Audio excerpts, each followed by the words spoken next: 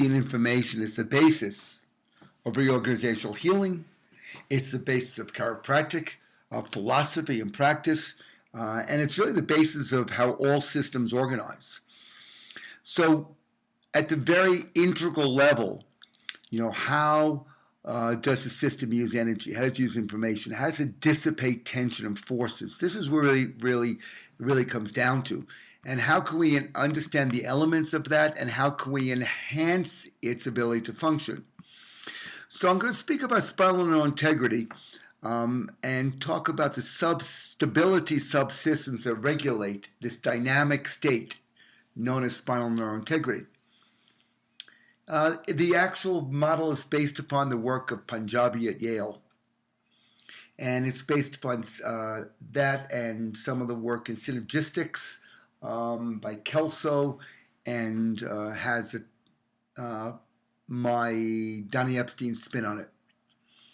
So the spinal neural integrity subsystems, we'll define them soon, they must be able to rapidly share energy and information with one another.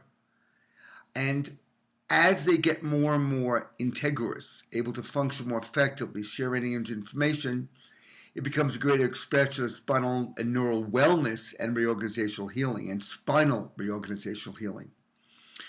The clinical assessments a practitioner uses really, and the interventions must establish, they must nurture the mechanisms and processes to reorganize these subsystems' relationships to one another and the relationship to the environment. So what's happened here is most of the chiropractic profession, it really looks at individual vertebrae, individual systems. Some chiropractors look at the musculature and say that's the cause of what happens, we have to help that. Others may look at the connective tissue, and I may look at the dura and say that's the causative factor and the thing we have to consider. Others look at the structural relationship of the vertebra, the erosion, and look at the bones and the ligaments of the disc and say that's the area we have to look at. And it's really not, in life, it's never about the stuff we look at. It's really about how they relate and how functional they are in our life. And we take a look at another level. It's not just the spine and the individual parts. How do they dynamically work? How do they share information? And how effective can they be? How can they establish a field of influence of energy and information that produces new strategies that we didn't see before?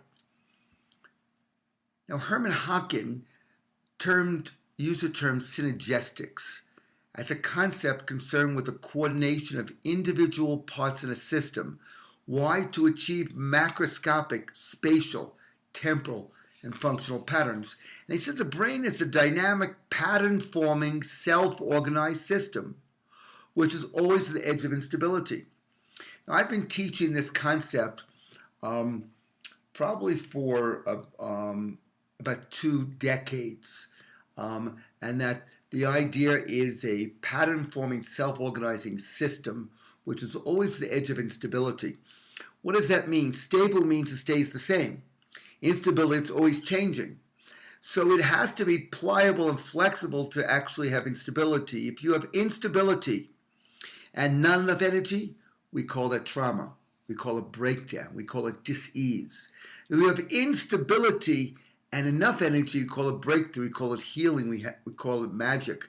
In any system, if it becomes too stable, it doesn't respond to the environment, doesn't have fluctuation, it dies. It becomes too unstable, it can't function on a regular basis, it dies. So it's really the dance between two. And NSA, in its model of spinal and neural integrity, and NSA's model of the thermodynamics of how it regulates, is always looking at that balance between stability and instability. Now, how does this system stay at the edge of instability? It will be remaining far from equilibrium. It becomes highly responsive. Well, what does that mean? Well, in thermodynamics, what equilibrium really means is that if you have A plus B yielding C, and at a particular point, A plus B becomes C, is going at the same rate as C is breaking up into A and B. So which means in the system, all the energy is used up. In a system, a chemical system, a living system, when you have all the energy bound up, it's not available, nothing could do work, there'd be no change, and it dies. So equilibrium is called heat death. And basically, as long as we can, our lifespan is how long we could delay our return to equilibrium. Now, if you want to walk across the street, you must go to disequilibrium. You must go out of equilibrium. You can never make change. You can never adapt to change. You can never have new ideas, immunological responses. All symptoms are the body dealing with its equilibrium, far from equilibrium state. So by remaining far from equilibrium and highly responsive, the system is capable of creating distinguishing patterns in response to the environmental demands. To do it, it requires coordination of what's called synergy or synergistic way, which Herman Hocken believes is the basic mechanism of all self-organization, having this synergy between stability and instability, between doing the same thing and creating something new. The coordination of all life process requires that complexes, subsystems, be linked or coupled synergistically, because life cannot be sustained by any one subsystem alone. So we have the cardiovascular system, we have the respiratory system, we have the osseous system. In the car, you have the transmission system, the drivetrain, you have the steering system, the braking system, electrical system. These systems and living systems must function as one, coherently, which means energy efficient. The body maintains its flexibility and adaptability required for effective coordination by regulating its response to linked subsystems which are synergistically functioned, stability and instability, sameness, newness. How does it respond? So spinal and neural integrity, spinal subsystems create stability and flexibility by regulating thermodynamic expression. So what does that mean? It means it regulates the dissipation of energy and sharing of information in the most effective way possible.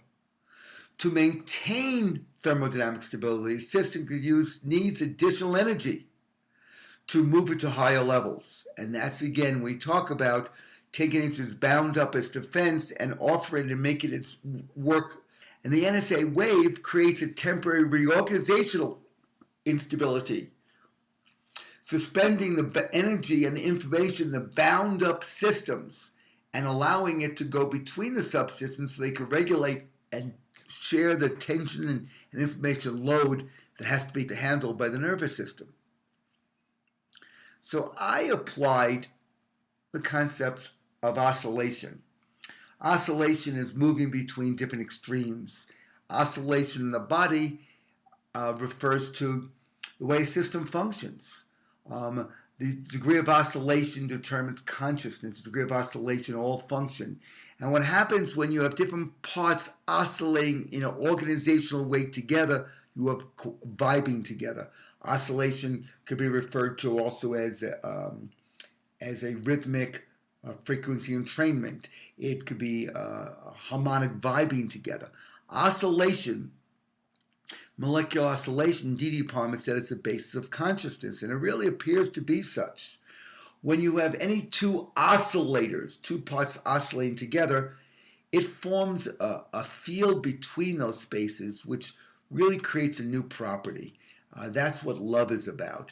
That's what optimum function is about. That's what teamwork is about. The wave in network is linked to vertebral oscillation. And initially, it's just a vibration of the vertebra and slight rocking. After care progresses, it gets more coordinated. Greater coordination means more energy efficiency, more efficiency. The more energy is bound in the system, the less efficient oscillation you can have. The less energy is bound in the system, the more efficient it could be. As a person progresses the level of care, this coupled motion between vertebral segments, articulations, and gateways move in a synchronous or phasic fashion, and it's mediated by the wave. If you have the NSA wave without oscillation, you no longer have the same self-organization that we see. Oscillation is an inherent part of all biological coordination, all rhythms, all organic functions. Every healthy system goes through extremes of oscillation in its function and its timing of its cycles. Beta wave, alpha waves, theta waves, or brain waves are oscillation of neural cells And the coupled oscillation neural cells creates oscillation, creates memory, creates content of the mind. With this background, I'm going to give an overview of the Epstein model of spinal and neural integrity. To do this, I have to mention emerging properties. Properties can emerge in a system which cannot be accounted for by the elements of the system alone. So you can look at the vertebra, you can look at the bone, you can look at the ligaments, you can look at the nerves. It's not going to say what happens when they work efficiently. You could do a study of a person's movement. You can look at a person's x-ray and see how there's calcification in the area, there's wedging in the vertebra. You could take a look at any one part. That doesn't tell you the degree of function in reality, because you have people who have fused areas of the spine but somehow develop an emerging property. Human resourcefulness, reorganizational healing, deals with human resourcefulness and empowering human resourcefulness. NSA is a spinal reorganizational system that empowers human resourcefulness by empowering spinal and neural resourcefulness. So somehow when the systems start working together and sharing energy information, new properties emerges, new qualities that go beyond the individual parts. A and B get together, they produce a new product called C. Each level of care creates a new emerging property, the structure, the behavior, the perception. Now, what's really fascinating is the concept of tensegrity, and that's really a central theme in dissipating loads from an engineering perspective. The Eiffel Tower is really phenomenal from an engineering feat, because no place on the earth where it touches the ground does it exert more force than an adult male sitting in a chair. How is that possible? Because just like many of the Gothic cathedrals, the forces of the walls are buttressed or forced against one another, so that the compressive forces are shared, the weight is distributed over a larger distance or area. Well, tensegrity is maintained in a system that stabilizes itself mechanically because of the way tension and compressive forces are distributed and balanced within the structure. It's maintained in a system that stabilizes itself because of the way mechanical forces and tensional compressive forces are distributed and balanced within the structure. The spine is a tensegrity system. It is looking to take the tension and mechanical tension away from the brain and spinal cord, and it does it by dissipating through different loads. What are